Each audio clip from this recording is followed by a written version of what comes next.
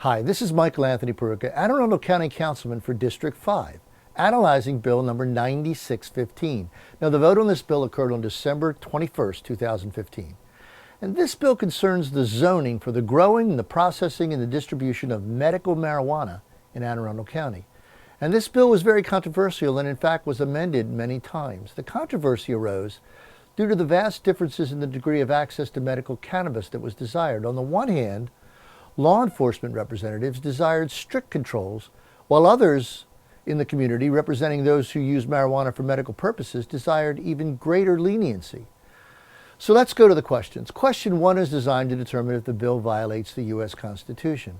Well, since the United States Constitution does not address the subject of marijuana, nor does it authorize the federal government to legislate or regulate health care or drug use, I don't see a violation here.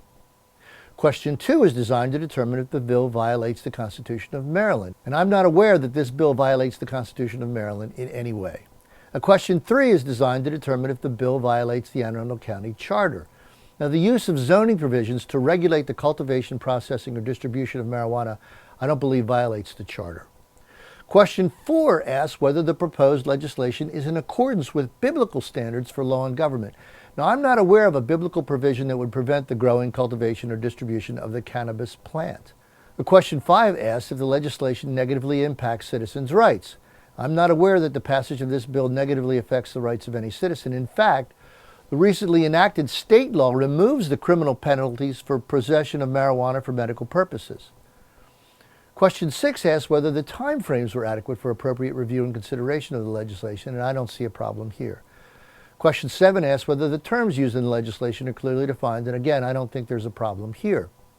Question 8 concerns personnel appointments and does not apply here. Question 9 asks whether funds are being generated by the legislation. Now, this legislation does not raise any revenue for the county, although the state legislation does provide for large licensing fees associated with growing, distributing, and dispensing facilities. And question 10 asks whether the legislation calls for spending, and if so, whether that spending satisfies a cost-benefit analysis. Now, although there are costs associated with implementing this legislation, they are not believed to be significant. Many citizens did testify, however, as to potential social costs of the liberalization of marijuana laws.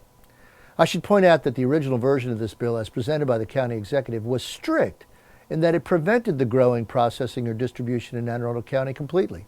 Now, the county executive backed away from this position due to pressure from both the public and the council to be more lenient.